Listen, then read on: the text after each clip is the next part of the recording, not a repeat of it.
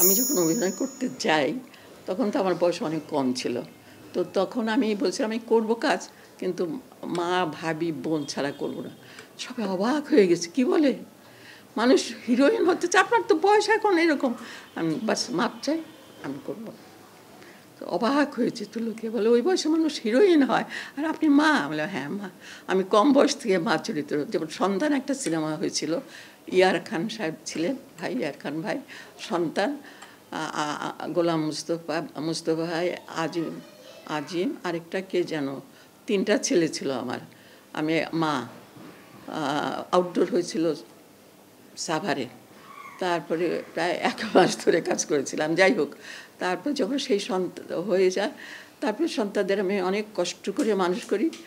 মানুষ যখন হয় তারা আমাকে আর ভাত দেয় না, এই করে না। বিয়ে টিয়ে করবার যেটা অনেক সময় হয়েছে।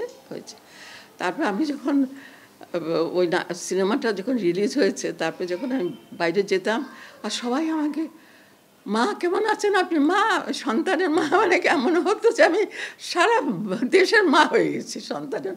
সবাই যে সন্তানের মা, সন্তানের মা, সেই আর কি, বুঝছো? এটা কি কম ভালো লাগা? মানুষ ভালোবেসে যদি কোনো কাজ করে, সবাইকেই বলবো, আমি তোমাকেও বলছি এবং যারা আমার এই প্রোগ্রাম দেখছো, যারা করছে, আমি সবাইকেই বলছি, যদি ভালোবেসে কেউ কোনো কাজ করে সে অবশ্যই সফলতা পাবে। প্রথম কথা ভালোবাসা দিয়ে বিষ্ঠ জয় করা যায়। কাজে তুমি যদি ভালোবাসতে জানো, ভালোবাসো, ভালোবেসে কাজ করো, তুমি সফলতা পাবেই। এটাই আমার কথা।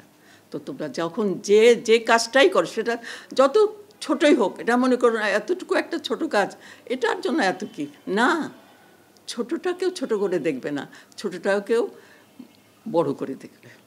ছোট হলেও সেটা ছোট না, কোনো কাজই ছোট না। এই যে আমি তোমার সাথে এখন কথা বলছি, কখনোই এটা ছোট কথা না। তুমি আমার কাছে জানতে চাইছো, আমি কথা বলছি, আর আমি ভাবছি এটা কি কথা, আমি জানতে চাইছো, বলে দিলাম। হ্যাঁ অবশ্যই তাই, তুমি জানতে চাইছো বলেই আমি বলছি, নাহলে তো আমি, কেউ না চাইলে আমি কেন বলতে যাইব? গায়ে পড়ে তো আমি কিছু বলতে যাইব না, তাই না?